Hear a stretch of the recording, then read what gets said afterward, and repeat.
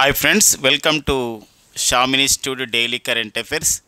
మే 25, 2024లో ఉన్నటువంటి current affairs మనం చూద్దాం. సో ఇందులో మెయిన్ హెడ్లైన్ చూసినట్లయితే కరెంట్ అఫైర్స్ మే 25, 2024లో వివిధ దినపత్రికల్లో వచ్చినటువంటి అంశాలు. సో మనకి పుంజో లామా అనేవారు న్యూస్లో ఉండడం జరిగిందండి. సో మరి ఎవరెస్ట్ శిఖరాన్ని అధిరోహించడంలో ఒక ఘనతను సాధించడం జరిగింది. సో మరి పుంజో లామా మరి ఏ విషయంలో ఎవరెస్ట్ శిఖరాన్ని ఎక్కడంలో వారు ఏ విషయంలో ఒక ఘనతను సాధించారు, ఒక రికార్డు సాధించారు అని మనం చూద్దామండి. ఎందుకోసమంటే ఇది మనకి సూపర్లేటివ్స్ అంటారండి. సూపర్లేటివ్స్ అంటే ప్రథములు అనే విభాగం నుండి ఈ పాయింట్ మనం ఎక్స్పెక్ట్ చేయడానికి ఉంటుంది. అండ్ నెక్స్ట్ వచ్చేసి ఒక అంతర్జాతీయ అంశం and science and technology update అయినటువంటి అంశం. అంతర్జాతీయ సౌరకూటంలో 99వ దేశంగా అంటే అంతర్జాతీయ సౌరకూటమి యొక్క నియమ నిబంధనల్ని, ఒక రూల్స్ అండ్ రెగ్యులేషన్స్ని పాటిస్తామని చెప్పేసి హామీ ఇవ్వడం, దానిపైన సంతకం చేయడానికి మనం రాటిఫికేషన్ అంటారు ఇంగ్లీష్లో, అలా చేయడం జరిగింది. అలా అంతర్జాతీయ సౌరకూటంలో ఇంటర్నేషనల్ సోలార్ అలయన్స్లో 99వ దేశంగా స్పెయిన్ దేశం చేరడం జరిగిందండి. సో వెరీ ఇంపార్టెంట్ అండి ఇది. అండ్ నెక్స్ట్ వచ్చేసి ఇక్కడ పాలస్తీనా ఒక స్వతంత్ర దేశంగా, ఒక ఇండిపెండెంట్ కంట్రీగా సో మరికొన్ని ఐరోపా దేశాలు గుర్తించడం జరిగింది. Norway, Ireland, Spain. సో దీనితో కలుపుకొని ప్రపంచంలో మరి ఇంతవరకు ఎన్ని దేశాలు ఒక పాలస్తీనాని స్వతంత్ర దేశంగా గుర్తించాయి, అలాంటి అంశాలు చూద్దాం. ఇది ఒక అంతర్జాతీయ విషయాలపైన ఉన్నటువంటి అంశం అండ్ కరెంట్ ఇష్యూస్ కూడా అందులో ఉంటుందన్నమాట. అండ్ ఒక వార్తల్లో వ్యక్తిగా టోలామ్ వియత్నాంకి నూతన అధ్యక్షుడిగా నియమితులు కావడం జరిగింది. సో అండ్ నెక్స్ట్ వచ్చేసి మరో అంతర్జాతీయ విషయం, ఇది మనకి ఇంటర్నేషనల్ కోర్ట్ ఆఫ్ జస్టిస్ ఒక మధ్యంతర తీర్పునివ్వడం జరిగిందనమాట. ఈ యొక్క పాలస్తీనా ఇజ్రాయెల్లో జరుగుతున్నటువంటి ఒక యుద్ధం కారణంగా దక్షిణాఫ్రికా ఇజ్రాయెల్పై చేసినటువంటి ఫిర్యాదు మేరకి అంతర్జాతీయ సౌరకూటమి సో మరి రఫా పైన సైనిక చర్యను తక్షణం ఆపండి అని చెప్పేసి International Court of Justice so తీర్పిచ్చింది. దానికి సంబంధించిన విశేషాలు చూద్దాం. అండ్ మొహమ్మద్ అన్వరుల్ అజీమ్ అన్వర్ సో మన బంగ్లాదేశ్ ఎంపీ, బంగ్లాదేశ్ పార్లమెంట్ సభ్యుడు. సో వారు వార్తల్లో ఉన్నారు, ఎందుకో చూద్దామండి. సో మరి ఈరోజు అంటే మనకి ఇక్కడ ఆంధ్రప్రదేశ్లో కొన్ని ప్రాంతాల్లో వర్షానికి కారణమైనటువంటి ఒక తుఫాను మనకి ఇక్కడ రెమాల్ తుఫాన్. అయితే ఇది ఇంకా తీరం దాటలేదు, త్వరలోనే తీరం దాటుతుంది రెమాల్ తుఫాన్. సో మనకి త్వరలో అంటే ఇక్కడ సండే రోజు అని చెప్పేసి ఇక్కడ మన వాతావరణ శాఖ చెప్పింది. దానికి సంబంధించినటువంటి బంగాళాఖాతంలో అల్పపీడనం ద్వారా వచ్చినటువంటి రెమాల్ తుఫాన్ సో ఏ దేశం దానికి పేరు పెట్టడం జరిగింది, ఇలాంటి అంశం చూద్దాం. ఇది ఒక కరెంట్ జాగ్రత్తకి సంబంధించినటువంటి అంశం అండి. ఇది ఒక డిజాస్టర్ సంబంధించిన అంశం కూడా చూసుకోవచ్చు. ఇలా మొత్తం కూడా సో మరి మే 25, 2024లో ఉన్నటువంటి సో వివిధ పత్రికల్లో వచ్చినటువంటి ముఖ్యమైనటువంటి పాయింట్స్ని ఎగ్జామ్స్కి ఉపయోగపడే విధంగా మనం చేయడానికి జరుగుతుంది. అండ్ పుంజు లామా అండి, పుంజు లామా. సో మరి పుంజు లామా నేపాల్ దేశానికి చెందినటువంటి మహిళ, అత్యంత వేగంగా ఎవరెస్ట్ శిఖరాన్ని అధిరోహించినటువంటి మహిళగా వీరు రికార్డు సాధించడం జరిగింది. సో ఎప్పుడైనా ఫ్రెండ్స్ గమనించండి, మే నెలలో ఎక్కువగా అంటే వాతావరణం అనుకూలించడంతో మే నెలలో సో ఎవరెస్ట్ శిఖరాన్ని అధిరోహిస్తూ ఉంటాను నేపథ్యం ఉంది. సో మరి ఈ మేలో మనకు ఒక ఇంపార్టెంట్ ఉంది. ఫస్ట్ టైం కూడా 1953లో 1953 సంవత్సరంలో 1953 సంవత్సరం మే 29నే సో ఇద్దరు వ్యక్తులు తొలిసారి ఎవరెస్ట్ శిఖరాన్ని అధిరోహించడం జరిగింది. సో ఆ ఇద్దరు వ్యక్తులు ఎవరో అని చెప్పేసి అంటే ఇక్కడ ఎడ్మండ్ హిల్లరీ అండి, Edmund Hillary. So Edmund Hillary and next వచ్చేసి టెన్సింగ్ నార్కే, న్యూజిలాండ్ దేశం చెందిన Edmund Hillary and Tenzing Norgay. So ఇద్దరు కూడా సో తొలిసారిగా అధిరోహించిన రోజు కూడా 1953 మే 29. సో మరి ఇలాంటి నేపథ్యం, అందుకే ప్రతి సంవత్సరం కూడా మనకి మే 29ని ఎవరెస్ట్ దినోత్సవంగా సో ఎవరెస్ట్ డేగా, ఎవరెస్ట్ దినోత్సవంగా సో మనం జరుపుకుంటున్న నేపథ్యం ఉంటుంది. సో ఇలాంటి సందర్భంలో మరి అత్యంత వేగంగా ఎవరెస్ట్ శిఖరాన్ని అధిరోహించిన మహిళ అంటే ఇలా అడగవచ్చు రేపు అంటే మే 2024లో సో ఎవరెస్ట్ శిఖరాన్ని అతి తక్కువ టైంలో అంటే 15 గంటలు అంటే ఇంకా యాక్యురేట్గా చెప్పాలంటే 14 గంటల 31 నిమిషాలండి, 14 గంటల 31 నిమిషాలు యాక్యురేట్గా సో లేదా 15 గంటల ఒక సంబంధించిన టైంలోనే ఎవరెస్ట్ శిఖరాన్ని అధిరోహించడం జరిగింది. ఆ ఘనతను సాధించినటువంటి అత్యంత వేగంగా ఎవరెస్ట్ శిఖరాన్ని అధిరోహించినటువంటి తొలి మహిళగా పుంజు లామా రికార్డు పొందడం జరిగింది. నేపాల్కి చెందినటువంటి సో మహిళ అనమాట. గతంలో 2021 సంవత్సరంలో 2021 సంవత్సరంలో సో మనకి హాంకాంగ్ దేశానికి చెందినటువంటి ఆడా సాంగ్ ఇన్ హంగ్. సో మనం ఈజీగా గుర్తుపెట్టుకోవచ్చు వారు ఏ దేశం అని చెప్పేసి అంటే హాంకాంగ్ దేశం, ఇక్కడ హాంగ్ ఇలా గుర్తుపెట్టుకోవచ్చు. ఆడత్ సాంగ్ హిన్ అనే ఒక మహిళ ఎవరెస్ట్ శిఖరాన్ని వారు 25 గంటల 50 నిమిషాలు అధిరోహించడం జరిగింది. సో వారి యొక్క రికార్డ్ని ఇక్కడ 15 గంటలు లేదా 14 గంటల 31 నిమిషాలలో అధిరోహించడం ద్వారా సో పుంజు లామా ఈ రికార్డ్ని సాధించడం జరిగింది అన్నమాట. Very very important. ఒక్కోసారి ఇయర్స్ కూడా మనకి ఇంపార్టెంట్గా ఉంటుంది ఎవరైతే రికార్డ్ని బ్రేక్ చేశారు. ఎందుకోసం అంటే ఈ మధ్యకాలంలో క్వశ్చన్స్ అన్నీ కూడా మనకి ఎలా ఉంటున్నాయంటే అంటే లింక్తో ఉంటున్నాయి. ఇంకొకటి ఏంటంటే కాన్సెప్ట్ ఆధారితంగా అడుగుతున్నాడు. సో మరి కాంప్రహెన్సివ్ అని చెప్పేసి అంటాం. కాంప్రహెన్సివ్ అంటే అర్థం ఏంటంటే అనవసరమైన ఇన్ఫర్మేషన్ కాదు. ఇప్పుడు కాంప్రహెన్సివ్ మనం అనుకుంటాం కాబట్టి కాంప్రహెన్సివ్ వేలో మనము కరెంట్ అఫైర్స్ నేర్చుకోవాలి. At the same time comprehensive అంటే ఇంకా చాలా లోతుగా అనవసర విషయాలు నేర్చుకోకూడదు. ఇంపార్టెంట్గా మనం నేర్చుకోవాల్సిన అవసరం ఉంటుంది. డెప్త్గా ఉండాలి. ఎట్ ద సేమ్ టైం మనకి ఎగ్జామ్లో మనకి ఒక బిట్ వచ్చే విధంగా మనకు ఉండాలి. ఇది కూడా అంతే అనమాట. ఇప్పుడు ఎవరెస్ట్ శిఖరం గురించి ఎక్కిన వాళ్ళ గురించి మనం అందరి గురించి నేర్చుకోని అవసరం లేదు. మనకు ఇప్పుడు ఈ సంవత్సరం మనం ఈరోజు పేపర్లో చూసాం. ఎవరెస్ట్ శిఖరము అధిరోహించడంలో ఎవరెస్ట్ శిఖరం పైన ఇప్పుడు ఒక పెద్ద క్యూ లైనే ఉందట. ఎందుకోసం సుమారు ఒక 50 మంది లైన్లో నిలబడి ఆ విధంగా అంటే ఎదురోహించి మళ్ళీ కిందికి రావాలి కాబట్టి అట్లా జామ్ కాకుండా అక్కడ అలాంటి పరిస్థితి అలా 50 మంది గురించి మనం నేర్చుకోలేం. సో అలా కాకుండా మరి ఎవరెస్ట్ శిఖరాన్ని రికార్డు సాధించిన విషయంలో ఇప్పుడు ఉంటుంది అన్నమాట. చిన్న వయసు, పెద్ద వయసు, అది లేకపోతే వేగంగా అధిరోహించడం. ఇప్పుడు చూడండి కామి రీటా షెర్పా ఇంకా చాలా న్యూస్ పేపర్లో కూడా వాళ్ళు దానికి సంబంధించినటువంటి ఒక అంశంగా తీసుకోవాలి. బట్ మనకి కొన్ని వాటిలో ఇవ్వడం జరిగింది అనమాట. ఎలా అంటే కొంత న్యూస్ విషయంలో ఎలా అంటే కామి రీటా షెర్పా ఈ నెలలోనే ఇది మనకంటే ఇప్పుడు ఈ యొక్క సీజన్లో అంటే ఎవరెస్ట్ శిఖరాన్ని ఈ సీజన్లోనే 2 సార్లు అధిరోహించడం జరిగింది. గతంలో ఒక రికార్డ్ ఏంటంటే కామి రీటా షెర్పా 29వ సారి ఎవరెస్ట్ శిఖరం అధిరోహించారు. మళ్ళొకసారి అధిరోహించారు కాబట్టి ఇప్పుడు ఏమవుతుందంటే 30వ సారి ఎవరెస్ట్ శిఖరాన్ని అధిరోహించినటువంటి సో ఒక నేపాలి వ్యక్తిగా కామి రీటా షెర్పా అత్యధిక సార్లు అయిన వ్యక్తిగా ఉన్నారన్నమాట. అలాంటి రికార్డ్స్ మనం ఎక్కువగా చూసుకోవాల్సిన అవసరం ఉంది. కాబట్టి ఇక్కడ సో ఈ పాయింట్ గమనించాల్సిన అవసరం ఉందండి. కామి రీటా షెర్పా అండి. సో కామి రీటా షెర్పా అనేవారు సో ఎవరెస్ట్ శిఖరాన్ని ఎక్కువ సార్లు అంటే గతంలో మనం 29 సార్లు అనుకున్నాం. ఇప్పుడు 29 సార్లు కాదు, ఇంకొకసారి అధిరోహించడం జరిగిందనమాట. కాబట్టి ఇక్కడ 30వ సారి ఎవరెస్ట్ శిఖరాన్ని 30th టైం 30వ సారి సో ఎవరెస్ట్ శిఖరాన్ని అధిరోహించినటువంటి ఒక పర్వతారోహకులుగా ఎవరు గుర్తించబడ్డారంటే కామి రీటా షెర్పా. సో వీరొక ఎవరెస్ట్ శిఖరాన్ని అధిరోహించడానికి ఒక గైడ్గా ఇతను ఉపయోగపడతారనమాట కామి రీటా షెర్పా. అలాంటి నేపథ్యం ఇక్కడ కూడా ఏంటంటే అత్యంత వేగంగా ఎవరెస్ట్ శిఖరాన్ని అధిరోహించేటువంటి మహిళ అయితే పుంజు లామా నేపాల్ అనే విషయాన్ని ఇక్కడ చూసుకోండి. ఇది మనకు ఒక ఇంపార్టెంట్గా ఉంటుంది. దాంతోపాటుగా ఇంకా ఎవరెస్ట్ శిఖరాన్ని అధిరోహించడంలో కొందరు బేస్ పాయింట్ చేయడం జరిగింది. అంటే సుమారు ఒక 17,000 అడుగుల వరకు ఉన్నటువంటి ప్రాంతాన్ని మనం బేస్ పాయింట్ ఎవరెస్ట్ క్యాంప్గా పిలుస్తామన్నమాట. అలా కొందరు చేరడం జరిగింది. వారిపైన కూడా మనం జారా అని చెప్పేసి ఒకరు ఇలా వారిపైన కూడా డిస్కస్ చేసుకోవడం జరిగింది మన ప్రీవియస్ క్లాసెస్లో. ఓకేనండి. ఇక నెక్స్ట్ చూద్దాం కరెంట్ అఫైర్స్ విషయంలో ఎవరెస్ట్ శిఖరం పైన ఇది ఒక సూపర్లేటివ్స్. ఈ పాయింట్ దేని కిందకి వస్తుందంటే విభాగాలుగా మనం చూసుకున్నట్లయితే సూపర్లేటివ్ అంటే ప్రథములు అనే విషయంకి వస్తుంది.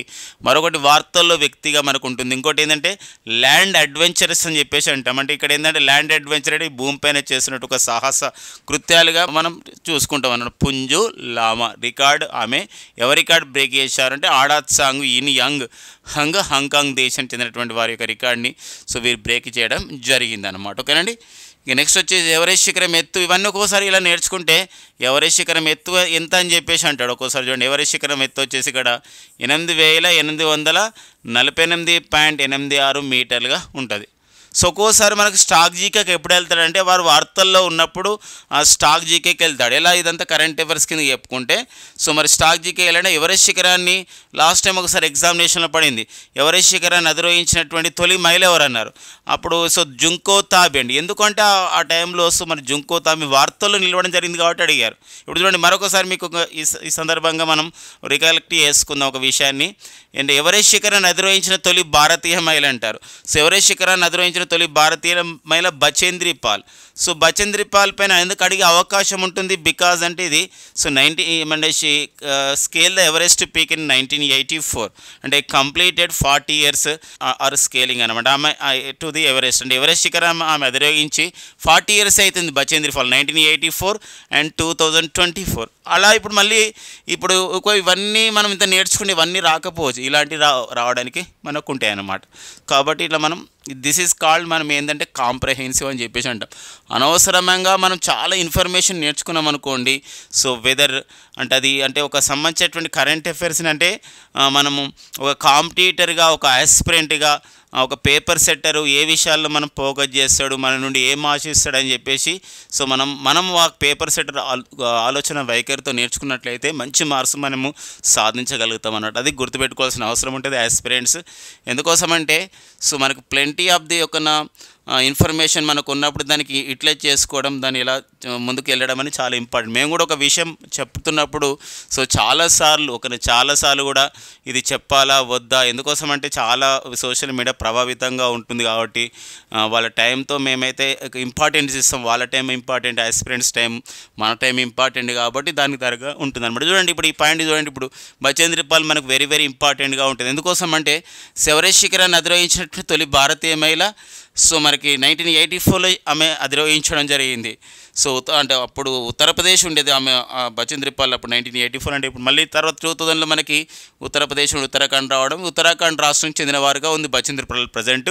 అండ్ పశ్చిమ బెంగాల్ రాష్ట్రంలోని డార్జిలింగ్లో హిమాలయన్ మౌంటైనరింగ్ ఇన్స్టిట్యూట్ యొక్క నిర్వహణ కూడా వీరే చేస్తారు అనమాట బచేంద్రి పాల్. ఓకేనా, నెక్స్ట్ మనం చూద్దామండి.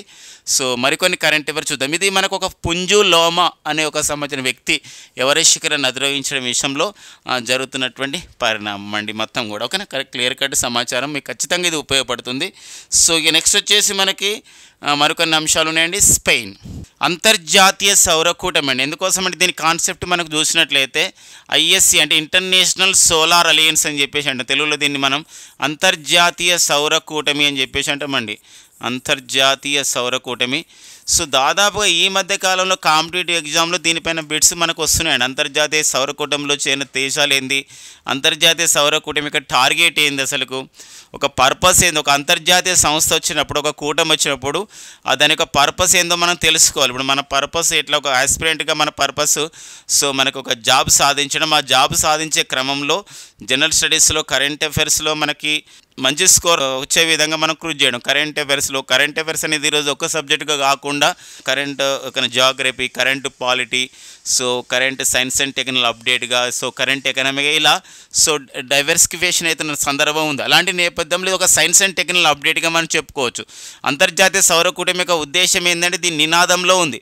దీని నినాదం వచ్చేసి ఏంటంటే ఇక్కడ OSOWOG అని చెప్పేసి అంటామండి. OSOWOG అని చెప్పేసి అంటామండి. ఇక్కడ అంటే ఓఎస్ అంటే అర్థం ఏంటంటే ఇక్కడ వన్ సన్ అండి, వన్ సన్ అంటే ఒకటే సూర్యుడు, one sun, and one world ఒకటే ప్రపంచం అండి, అండ్ వన్ గ్రిడ్ అంటే ఇక్కడ ఏంటంటే గ్రిడ్ అనుసంధానంగా జనరల్గా ఏంటంటే కరెంట్ని ఏంటంటే ఒక డిస్ట్రిబ్యూషన్ జరుగుతూ ఉంటుంది, ఒక సరఫరా జరుగుతూ ఉంది, అనుసంధానం జరుగుతూ ఉంటుందండి. One sun, one world, one grid అంటే ఏంటంటే ప్రపంచం అంతా వేరువేరు దేశాలు వేరువేరుగా కరెంట్ ఉత్పత్తి చేయడం కాదు, ప్రపంచంలో ఈ సౌర కూటమి ద్వారా అన్ని దేశాలు కనెక్ట్ అవుదాం, సౌర విద్యుత్తుని మనం వాడుకుందాం, ఉత్పత్తి చేసుకుందాం, వాడుకుందాం. తద్వారా మనకి ఏంటంటే జీరో కార్బన్ ఎమిషన్స్ అంటే శూన్య కర్బన ఉద్గారాలని చేరడానికి ఈ యొక్క ఐఎస్సిని మనం నియమ నిబంధనలు పాటిద్దాము అని చెప్పేసి ఒక ప్రధానమైన ఉద్దేశంతో సో మనకి Conference of the Parties 21 COP21 United Nations Framework Convention on the Climate చేంజ్లో సో మనకి ఇది ఒక 2015లో జరిగింది. ఫ్రాన్స్ రాజధాని ప్యారిస్లో జరిగింది. ఈ సదస్సులో పాల్గొన్న మన భారత ప్రధాని నరేంద్ర మోడీ గారు సో అంతర్జాతీయ సౌర కూటమి ప్రతిపాదన చేసినప్పుడు సో మనకి ఇక్కడ ఫ్రాన్స్ మద్దతు ఇవ్వడం జరిగింది. మరి ఫ్రాన్స్ మద్దతుతో మనం 2016లో సో గురుగ్రామ్ కేంద్రంగా, హర్యానాలోని గురుగ్రామ్ కేంద్రంగా, ఒకప్పుడు గురుగామ్ అనేవాళ్ళం, గురుగ్రామ్ కేంద్రంగా ఐఎస్సి అనేది అధికారికంగా ప్రారంభించబడిందండి. ఐఎస్సి అధికారికంగా ప్రారంభించబడింది. సో మరి ఇలాంటి నేపథ్యంలో ప్రారంభంలో మనకి ఈ సంబంధించిన రూల్స్ అండ్ రెగ్యులేషన్స్ ఉంటాయి. ఐఎస్సిలో చేయడంలో ఎలాంటి ఒక నియమ నిబంధనలు పెట్టడం జరిగింది. సౌర విద్యుత్తుని తయారు చేసుకోవడం కానివ్వండి, ఇలాంటి విషయాలు పరిశోధన విషయంలో కానివ్వండి, యూజ్ చేసుకునే విషయంలో కానివ్వండి, అలాంటి వాటిని ఇప్పుడు రాటిఫికేషన్ చేస్తున్నట్టు ఆమోదిస్తున్నాయి రూల్స్ అండ్ రెగ్యులేషన్స్. అలా అంతర్జాతీయ సౌర కూటమిలో ఇప్పుడు ఐఎస్సిలో ఐఎస్ఏలో 99వ దేశంగా అధికారికంగా చేరిన దేశం వచ్చేసి ఏ దేశం అండి? స్పెయిన్ దేశం అనమాట. సో అధికారికంగా రాటిఫికేషన్ చేయడం జరిగింది, ఆమోదించడం జరిగింది. అంటే ఐఎస్ఏలో 99వ దేశంగా అంటే మేము మొత్తం అంటే దానికి సంబంధించిన రూల్స్ అండ్ రెగ్యులేషన్స్ పాటిస్తున్నామని చెప్పడం జరిగింది. అలా 99వ దేశంగా మనకు ఉందన్నమాట. ఇది మన తర్వాత ఇప్పుడు నెక్స్ట్ ఏదైనా దేశం వచ్చిందనుకో 100th కంట్రీ అవుతుంది. సో మనకు అడిగే అవకాశం మనకు ఉంటుంది. మే 2024లో ఐఎస్ఏలో 99వ సభ్య దేశంగా రాటిఫికేషన్ చేసుకున్న దేశం ఏది? స్పెయిన్ దేశం. లేదా ఐఎస్ఏ యొక్క విషయం మొత్తం కూడా ఇలా అడిగే అవకాశం మనకి ఉంటున్న నేపథ్యం ఉంటుంది. మరి ఇలాంటి ఐఎస్ఏకి ఇంటర్నేషనల్ సోలార్ అలయన్స్ ఏదైతే అంతర్జాతీయ సౌరకూటమి ఉంటుందో దీనికి డైరెక్టర్ జనరల్గా ప్రజెంట్ పనిచేస్తున్న వారు వచ్చేసి మనకి ఎవరంటే అజయ్ మాథుర్ అండి. సో అజయ్ మాథుర్ అనేవారు సో ఐఎస్ఏకి డైరెక్టర్ జనరల్గా పనిచేస్తున్న నేపథ్యం ఉంటుంది. సో ఇక్కడ మరి భారతదేశంలో ఈ యొక్క మనకి అంతర్జాతీయ సౌరకూటమి ప్రధాన కార్యాలయం ఉండడం ద్వారా మనం ఒక అంతర్జాతీయ సమాజానికి పర్యావరణ రంగంలో ఈ యొక్క పర్టికులర్గా జీరో కార్బన్ ఎమిషన్స్లో మన పాత్ర పోషిస్తుందని చెప్పేసి మనం అంతర్జాతీయ భావిస్తున్న నేపథ్యం మనకు ఉంటుందన్నమాట. ఓకేనండి, ఇది ఐఎస్ఏ విషయం పైన ఉన్నటువంటి విషయం. ఎప్పుడు ఏర్పడింది, ఏంటి, అసలు ఎవరు ప్రతిపాదించారు? ఈ ఐఎస్ఏ ఏర్పాటు మన భారత్ ప్రతిపాదిస్తే దానికి మద్దతునిచ్చినటువంటి దేశం వచ్చేసి ఫ్రాన్స్ దేశం అండి. ఆ విషయాన్ని గుర్తుపెట్టుకోవాల్సిన అవసరం మనకి ఉంటుందండి. ఇక నెక్స్ట్ మనకి మరికొన్ని కరెంట్ అఫైర్ చూద్దాం ఫ్రెండ్స్. ఇక్కడ పాలస్తీనా స్వతంత్ర దేశంగా గుర్తింపు మేము ఇస్తున్నామని చెప్పేసి సో 3 దేశాలండి. 3 దేశాలు అధికారికంగా ప్రకటించడం జరిగింది. 3 కూడా ఏవంటే ఇక్కడ ఐరోపా దేశాలు, నార్వే, ఐర్లాండ్ అండ్ స్పెయిన్ దేశాలు. ఈ 3 దేశాలు కూడా అంటే యూరోప్ ఖండానికి చెందినటువంటి ఐరోపా ఖండానికి చెందినటువంటి 3 దేశాలు కూడా పాలస్తీనా స్వతంత్ర దేశంగా గుర్తింపు ఇవ్వడం జరిగింది. ఈ టైంలో ఇది ఇంపార్టెంట్ అంటే ఎగ్జాక్ట్లీ ఇది ఒక అంతర్జాతీయ అంశంగా చూసుకోవాల్సిన అవసరం ఉంటుందండి. ఒక ఇంటర్నేషనల్ అఫైర్స్గా, ఇంటర్నేషనల్ రిలేషన్స్గా, అంతర్జాతీయ సంబంధాల్లో సో ఇది ఒక అండ్ కాంటెంపరీ ఇష్యూస్గా, కరెంట్ ఇష్యూగా కూడా మనం చూసుకుంటాం. ఎందుకోసం అంటే పాలస్తీనా అండ్ ఇజ్రాయెల్ ఇష్యూ అండి. పాలస్తీనా ఇజ్రాయెల్ జరుగుతున్నటువంటి ఏదైతే ఇష్యూ ఉందో, ఏదైతే యుద్ధం ఉందో అదొకటి. నెక్స్ట్ వచ్చేసి దీనికన్నా ముందు మనకి ఇక్కడ రష్యా ఉక్రెయిన్ సంబంధించినటువంటి ఇష్యూ, ఈ రష్యా ఉక్రెయిన్ ఇష్యూ. సో ఇది మనకి ఈ 2 కూడా మనకి ఏంటంటే కాంటెంపరీగా మనకు కొనసాగుతున్నాయి. రష్యా ఉక్రెయిన్ ఇష్యూ 2022 నుండి ఫిబ్రవరి నుండి కొనసాగితే 2023 అక్టోబర్ నుండి ఈ యొక్క పాలస్తీనా ఇజ్రాయెల్ ఇష్యూ అనేది కొనసాగుతున్న నేపథ్యం ఉంటుంది. మరి ఇలాంటి నేపథ్యంలో మనందరికీ తెలుసు అక్టోబర్ 7 అండి. అక్టోబర్ 7 2023 అక్టోబర్ 7 2023 పాలస్తీనాకు చెందినటువంటి హమాస్ అనే ఒక సంస్థ సో ఇజ్రాయెల్ పైన దాడి చేపట్టడం జరిగింది. ఇజ్రాయెల్ పైన కొన్ని వేల మిజైల్స్ని ఆ విధంగా దాడి చేశారు. ఈ దాడిలో సుమారు ఇజ్రాయెల్కి చెందినటువంటి 1300 మంది పౌరులు మరణించడం జరిగింది. దీనికి ఆపరేషన్ ఆల్ అక్సా స్టాప్. పాలస్తీనాకు చెందినటువంటి హమాస్ సంస్థ ఇజ్రాయెల్ పైన దాడి చేయడానికి పెట్టిన పేరు వచ్చేసి ఇక్కడ ఏంటంటే ఇక్కడ ఆపరేషన్ ఆల్ అక్సా స్టామ్ అంటామండి. లేదా కొన్నిట్లలో ఆపరేషన్ ఆల్ అక్సా ఫ్లడ్ అని కూడా అంటాం. ఫ్లడ్ అన్నా ఇక్కడ ఒక సంబంధించినటువంటి ఒక విపత్తుగా, ఒక వరదగా చెప్పుకుంటాం. స్టామ్ అంటే తుఫాన్ వస్తే వరద వస్తుంది కాబట్టి 2 రకాలుగా పేరు పెట్టడం జరిగింది. ఆల్ అక్సా అంటే ఒక మసీదు ఉంటుంది అక్కడ, అలాంటి నేపథ్యం అలా పేరు పెట్టడం జరిగింది. వెంటనే అక్టోబర్ 7 తర్వాత ఇజ్రాయెల్ వెంటనే పాలస్తీనాకు చెందినటువంటి గాజా, రాఫా ఇలాంటి ప్రాంతాలపైన దాడి చేయడానికి ఇజ్రాయెల్ ఎవరిపైన దాడి చేయడానికి? పాలస్తీనా పైన దాడి చేయడానికి సో ఏ పేరుతో దాడి చేసింది అని చెప్పేసి అంటే ఇక్కడ ఆపరేషన్ ఐరన్ స్వాడ్ అండి. ఆపరేషన్ ఐరన్ స్వాడ్ అనే పేరుతో దాడి చేయడం జరిగిందనమాట. అయితే ఈ దాడిలో ఇప్పటివరకు అంటే కొన్ని అధికారిక సంబంధించిన సమాచారం మేరకైతే ఒక 33,000 మంది 33,000 ఆఫ్ ది పాలస్తీనియన్స్ అనేవారు పాలస్తీనీలు చనిపోవడం జరిగింది అని చెప్పేసి ఒక సంబంధించిన ఘటన. కానీ లక్షలాది మంది కూడా నిరాశ్రయులయ్యారు. సో మరి శరణార్థులకు వెళ్తున్నారు. సో అంతేకాకుండా వాళ్ళకి చాలా మానవతా సహాయం అందించాలని ఐక్యరాజ్యసమితితో సహా చాలా సంస్థలు కృషి చేస్తున్నాయి.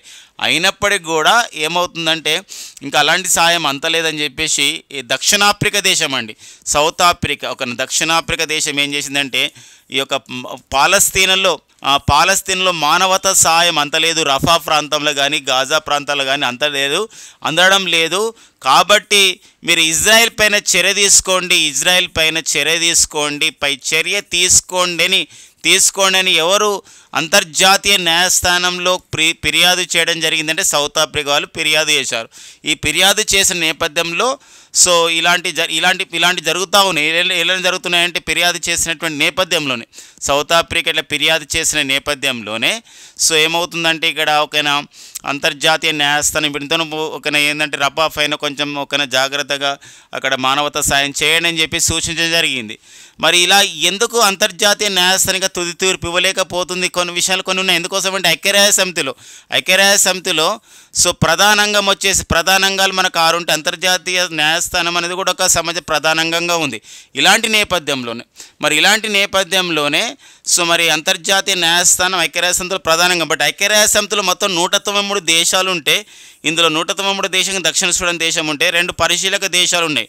ఆ పరిశీలక దేశాల్లో పాలస్తీనా ఒకటి అండ్ వాటికన్ సిటీ ఒకటి అనమాట. వాటికన్ సిటీ ఒకటి. ఇలాంటి నేపథ్యంలోనే పాలస్తీనాని ఒక పూర్తికాల సభ్యత్వం రాలేదన్నమాట. ఇప్పుడు దక్షిణ సూడాన్ 193 దేశంగా చేరింది. అలా పాలస్తీనాకు పూర్తికాల సభ్యత్వం కావాలని చెప్పేసి సో పాలస్తీనా సుమారు ఒక 12 సంవత్సరాలు ఉండే 2011-12 నుండి సో అది ఏం చేస్తుందంటే ఐక్యరాజ్య సమితిలో ఫిర్యాదు ఒక సంబంధించినటువంటి ఒక ప్రాసెస్ ఫాలో అవుతుంది. మాకు ఇవ్వండి, ఒక సభ్యత్వం ఇవ్వండి అన్నప్పుడు. అలాంటప్పుడు ఏంటంటే సో ఇక్కడ అమెరికా లాంటి దేశాలు అడ్డుపడుతున్న నేపథ్యం మనకి ఉన్నదన్నమాట. అలాంటప్పుడు సో ఇటీవల కాలంలో సో మనకి ఏమవుతుందంటే ఈ యొక్క అంతర్జాతీయ పరంగా పాలస్తీనాకు మద్దతు పెరుగుతుంది. అఫ్కోర్స్ పాలస్తీనాను మన భారతదేశం ఎప్పుడో స్వతంత్ర దేశంగా గుర్తించాము, ఒక ఇండిపెండెంట్ కంట్రీగా. ఇప్పుడు ఏమైందంటే ఇప్పుడు ఒక నార్వే అండ్ ఐర్లాండ్, స్పెయిన్ దేశాలు సో ఇలా మొత్తం కూడా ఏంటంటే ప్రకటించాము.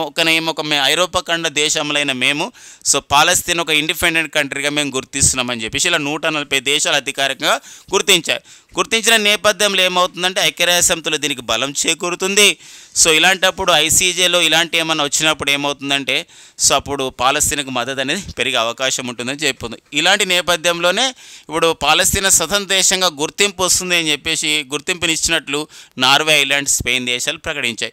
ఇంత మనకి ఇన్ఫర్మేషన్గా ఉంది. ఇప్పుడు ఇలాంటి ఇన్ఫర్మేషన్లో మనకు ఎలాంటి క్వశ్చన్స్ ఎక్స్పెక్ట్ చేయడానికి ఉంటుందంటే మే 2025లో పాలస్తీనా ఒక స్వతంత్ర దేశంగా గుర్తింపును ప్రకటించాయి.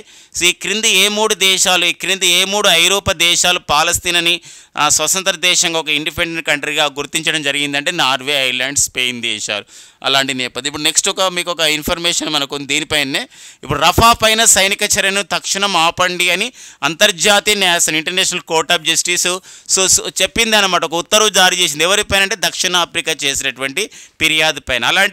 అలాంటి కూడా అడుగుతున్నాను. ఇది రఫా అనేది ప్రాంతం ఎక్కడ ఉంటుంది? రఫా కానివ్వండి, గాజా ప్రాంతాలు కానివ్వండి, తర్వాత ఈ సంబంధించినటువంటి కొన్ని ప్రాంతాలు అనేది మనకు పాలస్తీనాకి చెందినవి. బట్ ఇవి కొన్ని ఈ రఫాలో కొంత భాగం అనేది ఇజ్రాయెల్ యొక్క ఆధీనంలో ఉంటుంది. ఇక్కడ మరి ఎప్పుడైతే యుద్ధం స్టార్ట్ అయిందో మనకి అక్టోబర్ 2023 నుండి సో యుద్ధం అయితే స్టార్ట్ అయిందో ఈ యొక్క పాలస్తీనా ఇజ్రాయెల్ పైన యుద్ధం అయితే స్టార్ట్ అయిందో, పాలస్తీనా ఇజ్రాయెల్ పైన యుద్ధం అయితే జరిగిందో ఈ ప్రాంతం పైన రఫా ప్రాంతం కానీ, గాజా ప్రాంతం కానీ ఈ ప్రాంతాల్లో సో మనకి ఏమవుతుందంటే హాస్పిటల్ పైన దాడి చేయడం కానివ్వండి, లేకపోతే సో ఇలా చాలా రకాలుగా అక్కడ ఏమవుతుందంటే మానవతా సాయం అనేది చాలా అవసరం వచ్చింది. అలాంటప్పుడు చాలా అంతర్జాతీయ సంస్థలు అక్కడ వెళ్ళడానికి ఒక ఇష్టం ఉంది సాయం చేయడానికి. బట్ ఇక్కడ ఏంటంటే దాడి జరుగుతున్న నేపథ్యంలో సో మరి వెళ్ళడం లేదన్నమాట. అలాంటప్పుడు సో దక్షిణాఫ్రికా ఫిర్యాదు చేసింది, ఈ రఫా పైన కొన్ని ప్రాంతాలపైన సైనిక చర్యను ఇజ్రాయెల్ ఆపాలి, లేకపోతే అక్కడ ఎలాంటి సాయం అందదు అని చెప్పేసి అన్నప్పుడు సో వెంటనే అంతర్జాతీయ న్యాయస్థానం ఒక మధ్యంతర ఉత్తర్వు ఒకటి జారీ చేసిందనమాట. రఫా పైన సైనిక చర్యను తక్షణం ఆపండి అని చెప్పేసి. ఇది క్వశ్చన్ మనకి ఎలా వస్తుంది? ఇటీవల రఫా పాలస్తీనా ప్రాంతమైనటువంటి రఫా ప్రాంతం పైన సైనిక చర్యను ఆపండి, యుద్ధాన్ని ఆపండి, ఇజ్రాయెల్ చేస్తున్నటువంటి యుద్ధాన్ని ఆపండి అని చెప్పేసి అంతర్జాతీయ న్యాయస్థానం ఒక మధ్యంతర సన్మతి తీర్పునిచ్చింది. ఐసీజే అంటే ఇంటర్నేషనల్ కోర్ట్ ఆఫ్ జస్టిస్ తీర్పిచ్చింది. అయితే ఏ దేశం చేసిన ఫిర్యాదు మేరకు ఇలా తీర్పిచ్చిందని దక్షిణాఫ్రికా చేసినటువంటి ఫిర్యాదు అండి, సౌత్ ఆఫ్రికా చేసినటువంటి ఫిర్యాదు అనమాట. అదొక ఇంపార్టెన్స్ మనకు ఉంటుంది అనమాట. ఇది so ICJ International Court of Justice అండి. So International Court of Justice ఇంతవరకు అయితే గుర్తుపెట్టుకోండి ఫ్రెండ్స్, ఇక్కడ International Court of Justice so అంతర్జాతీయ న్యాయస్థానంలో వచ్చేటువంటి తీర్పులపైన కానీ వాటిపైన ఖచ్చితంగా క్వశ్చన్స్ మనకు అడుగుతున్న నేపథ్యం ఉంటుంది కాబట్టి దాని బ్యాక్గ్రౌండ్ కూడా చూసుకోవాలి. ఇంటర్నేషనల్ కోర్ట్ ఆఫ్ జస్టిస్ చాలాసార్లు కాంపిటేటివ్ ఎగ్జామ్లు అయితే కొన్ని సెంట్రల్ గవర్నమెంట్ ఎగ్జామ్లలో ఆర్ఆర్బి ఇలాంటి వాటిలో ఎస్ఎస్సి ఇలాంటి వాటిలలో అయితే ఐసీజే అంతర్జాతీయ న్యాయస్థానము ఎక్కడ కలదు అనే క్వశ్చన్ చాలాసార్లు రిపీటెడ్గా అడగడం జరిగింది. ఎక్కడ ఉందంటే ది హేగ్ అండి, నెదర్లాండ్స్లోని అంతర్జాతీయ న్యాయస్థానం అనేది నెదర్లాండ్స్లోని ది హేగ్ అనే నగరంలో మనకు ఉంటుంది. అదొక విషయం. అంతర్జాతీయ న్యాయస్థానం పైన మరో వెరీ లేటెస్ట్ అప్డేట్ ఏంటంటే అంతర్జాతీయ న్యాయస్థానానికి అంతర్జాతీయ న్యాయస్థానానికి జోన్ డొనెగ్యూ స్థానంలో ఒక కొత్త ప్రెసిడెంట్ లేదా చీఫ్ జస్టిస్ అంటే అధ్యక్షుడు లేకపోతే ప్రధాన న్యాయమూర్తి అంటారు. అంతర్జాతీయ న్యాయస్థానానికి నూతన ప్రధాన న్యాయమూర్తి లేదా అధ్యక్షుడిగా ఒక లెబనాన్ దేశానికి చెందినటువంటి సో మొహమ్మద్ నవాబ్ సలాం అండి. ఎవరండి? మొహమ్మద్ నవాబ్ సలాం అనేవారు సో నియమితులు కావడం జరిగింది. Very very important. లెబనాన్ దేశానికి చెందినటువంటి ఎవరు సో మరి ఇటీవల కాలంలో ఒక అంతర్జాతీయ న్యాయస్థానానికి అధ్యక్షుడు కావడం జరిగింది అన్నప్పుడు నవాబ్ సలాం అనేవారు లెబనాన్ దేశం చెందిన వీరు అపాయింట్మెంట్ కావడం జరిగింది. ఇలా ఇంకా మరికొన్ని స్టాక్ ఏరియాస్ మనకు ఉంటాయి. అంతర్జాతీయ న్యాయస్థానంలో